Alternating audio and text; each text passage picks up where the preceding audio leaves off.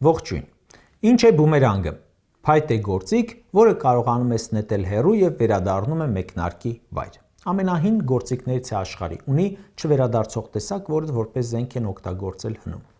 Բումերանգը վերադառնում է եւ եթե չես բռնում, շատ ցավոտ հարված է հասցնում։ Ինչ է քաղաքական բումերանգը։ Այն է, որ երբ մեկը ինչ-որ վատ բան է անում եւ հետագայում իր նկատմամբ արվում է նույնը կամ նմանատիպ բան։ Այս իշխանության օրոք շատ են արձանագրում քաղաքական բումերանգի դաժան ու ցավոտ հարվածները։ Խոսենք օրինակներով։ ԿՊ-ի ամենօգտագործելի բանը ինչն է։ Սուտը, ֆեյքը։ Գիշեր, ցերեկ ֆեյքերի են քսի տալիս մարդկանց վրա, հասարակական քաղաքական գործիչների, քաղաքական հակառակորդների, ով դուրները չի գալիս, նրանց վրա։ Ամբողջ աշխարհում դրանց այդ տեխնոլոգիայի, այդ ֆեյքերի գլխավոր անելիքը ստել տարածելն է։ Նիկոլ Փաշինյանի իշխանությունը ֆեյքերի ազդեցությունը հասցրել է մաքսիմումի, ազդեցությամբ կատարելության։ Այդ ֆեյքերը հրապարակում են սուտ լուրեր։ Փաշինյանը իրավապահներին ուղարկում է ոչ թե ստեր տարածողների հետևից, այլ նրանց հետևից, ում մասին այդ սուտ լուրերն են։ Սա ունիկալ երևույթ է։ Առաջ երբ ընդդիմություն էր աշխատում, ուղղակի հորինում էր, իսկ հիմա երբ իշխանություն է, համ հորինում է, համ ընթացք է տալիս։ Գնում է ԱԱՑ-ն, քննչականը, դատախազությունը հետևներից, մարդկանց բռնում, սուտ, հերկված կամ առանց պատշաճ աղբյուրի անհայտ ծագման նյութերը տիրաժավորում են իշխանական լրատվամիջոցներով, այդ թվում հարկատուներիս հաշվին հմեկով տարածում, ու իրենք կառավարության խորհրդարանի անդամները ելույթներում անխնա ցիտում են այդ ֆեյք լուրերը։ Հորինել բաներ, որոնց մարդիկ կհավատան, որքան սուտը մեծ ու լկտի, այնքան շատ խաբված մարդիկ։ Նիկոլ Փաշինյանը հաճախ է հայտարարություններ անում մամուլին հղումով։ Ուսումնասիրում ես, պարզվում է իրականում իր կուսակցական ու ընտանեկան սեփական լրատվամիջոցների անհեղինակ նյութերն են։ Վերջին օրինակը կաթողիկոսի ԿԳԲ-ի գործակալ լինելու մասին նյութն է։ Առանց կաշկանդվելու ազգային ժողովի ամբիոնից կարդում է ֆեյք լուրը, բայց բանը այն է, որ իրենք բողոքում են, երբ իրենց մասին է բան հրապարակվում։ Հանրությունը սովոր լինելով նմանատիպ նյութեր քննարկելուն ամենուր խոսում է այն մասին, որ Նիկոլ Փաշինյանը երբ եկավ իշխանության, արդեն միլիոնատեր էր, իր փողով նյութ գրելու կամ փողի դիմաց նյութ չգրելու շնորհիվ։ Վերջերս մարդիկ խոսում են այն մասին, որ Փաշինյանը Կանադայում այլ վայրերում տներ ունի, բիզնեսներ ունի, բարեկամների անուններով է, կնոջն են վերագրում բաներ։ Լիքն են օդում կախված լուրերն այն մասին, թե քանի գործարարից ինչ գումարներ է իր հիմնադրամով պահանջում, ռեկետ են անում։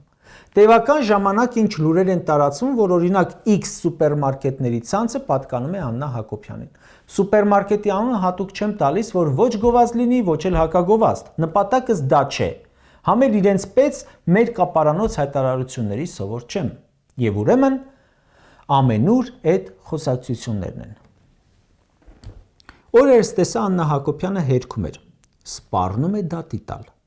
Օրերս նաև հրապարակավ դիմեց գլխավոր դատախազություն, թե զբաղվեք այն լուրերով, որ իմ անունից տարբեր գործարարների նկատմամբ ճնշումներ են գործադրում, հետո այդ տարածքներում բացվում է այդ նույն սուպերմարկետների ցանցի հերթական մասնաճյուղը։ Երևանի Աջափնյակ համայնքում մի սուպերմարկետ էի մտել։ Ասում էին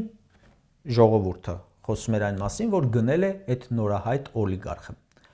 Կասաների մոտ հերթ էր, մարդիկ խոսում էին, որ այդ սուպերմարկետը գնել է Աննա Հակոբյանը ու եկել էին բոնուս քարտերի մեջ եղած գումարով գնումներ էին անում, որ իրենց ասելով հանկարծ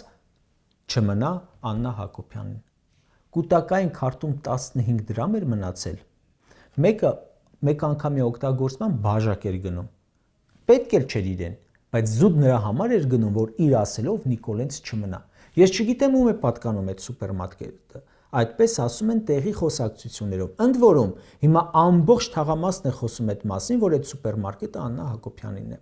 Հիմա սրանք ասում են, ստերի համար դատ ենք տալիս, սուտ է թե այդ սուպերմարկետն իմն է, սուտ է թե մարդկանց ենք քարշ տալիս բերում կրթվելը նորաձև է ակցիային, սուտ է, որ մենք պետբյուջեի հաշվին թռիչքների ժամանակ աստղաբաշխական գումարներ ենք ծախսում, սուտ է, թե այսքան գնանոց ժամացույց ու պայուսակ ունեմ, սուտ է, որ կղզի ենք առել եւ այլն, ու նեղվում են իբր, որ հավատանք, որ ճիշտ է իրենք են, ոչ թե իրենց մասին լուրերը։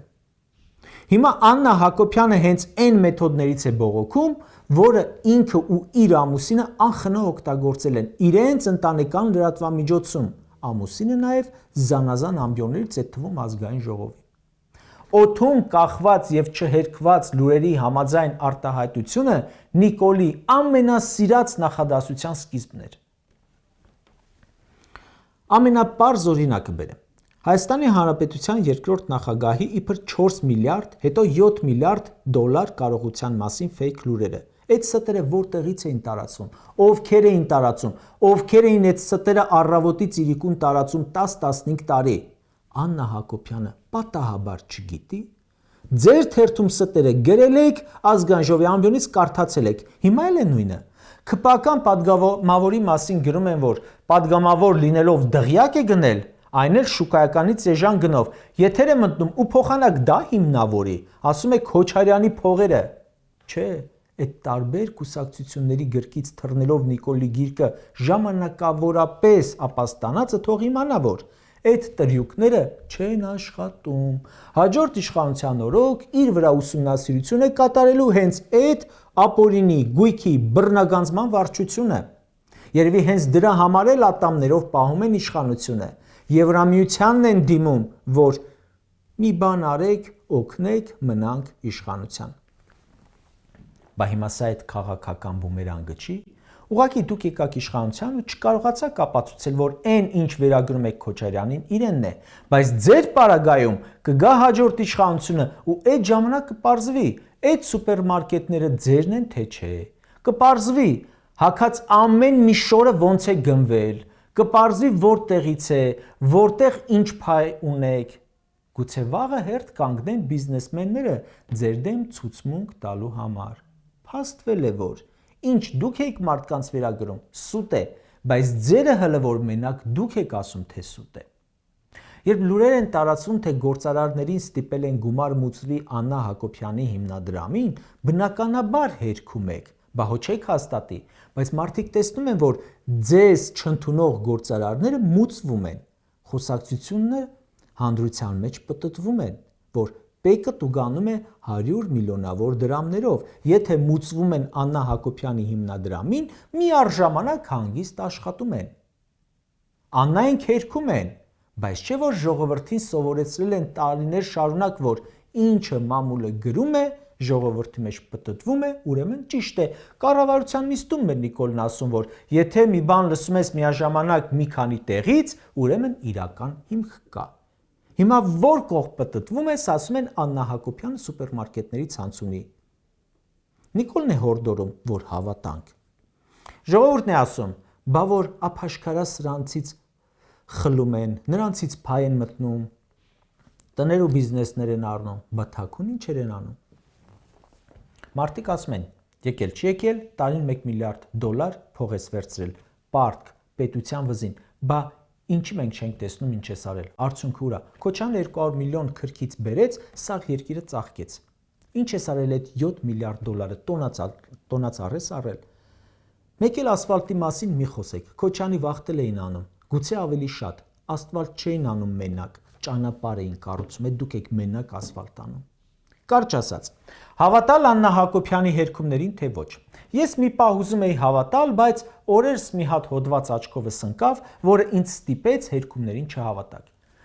Գիտեք ով է հոդվածի հեղինակը։ Նույն ինքը Աննա Հակոբյանը։ 2006 թվականի մարտ ամսվա համարներից մեկում իրենց թերթի հոդված է գրում Ռոբերտ Քոչարյանի ու Արցախի թեմայով բանակցությունների մասին։ Լուրեր շրջանառվեցինը այստեղ սարքում է նյութի հիմք ու ամբողջ հոդվածը կառուցում է այդ շրջանառված լուրերի հիման վրա։ Ապա գրում է ուշադրություն, Աննա Հակոբյանի հոդվածից եմ ցիտում։ Այս լուրերը իհարկե մի քանի անգամ հերքվեցին, բայց լրագրողները ավելի շատ բուն լուրերին են հավատում, քան հերքումներին։ Գրել նա։ Հիմա նույն Աննա Հակոբյանը մեզ ասում է, այդ մեր ունեցվածքի, սուպերմարկետների, բիզնեսների մասին ինչ գրել են, հերքում ենք։ Նույն Աննա Հակոբյանը մեզ ասում էր, մենք ավելի շատ բուն լուրերին ենք հավատում, ոչ թե հերքումներին։ Այո, բումերանգը հատկապես սխալ նետված, չափազանց ցավոտ է վերադառնում։